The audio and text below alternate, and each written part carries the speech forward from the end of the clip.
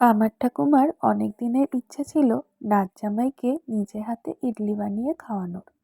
আমার ঠাকুমা ভীষণ ভালো রান্না করতে পারে। এখন ঠাকুমার বয়স 90+। যদিও এখন আর রান্না করে না, তবুও ঠাকুমার হাতের কিছু স্পেশাল আইটেমস রয়েছে যেগুলো আমরা জোগাড় করে দিই, আর ঠাকুমার হাতের ছোঁয়ায় সেগুলোই হয়ে ওঠে অতুলনীয়। এই যেমন ইডলি। ঠাকুমার আবদার ছিল ওমের যেদিন ছুটি থাকবে সেদিন আমি ইডলি বানাবো। তাই ঠাকুমা আমাকে দায়িত্ব দিয়েছিল আমি যেন সব ইনগ্রেডিয়েন্টস রেডি করে রাখি।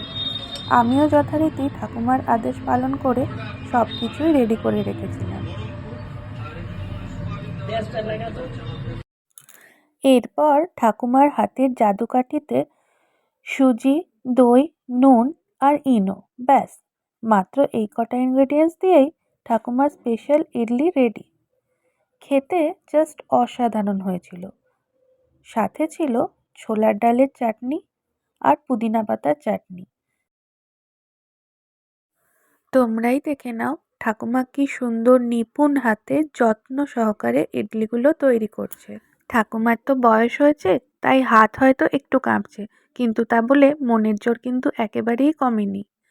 দেখো কি সুন্দর নিপুণ হাতে যত্ন সহকারে ইডলিগুলো তৈরি করছে। খেতেও কিন্তু জাস্ট অসাধারণ হয়েছিল, দেখলেই খেতে ইচ্ছে করছে।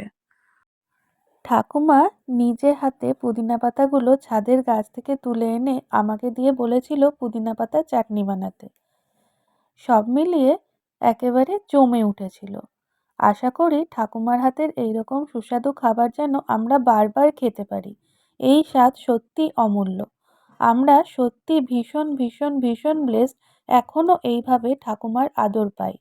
ঈশ্বরকে অনেক ধন্যবাদ আমাদের এই সুযোগ করে দেওয়ার জন্য।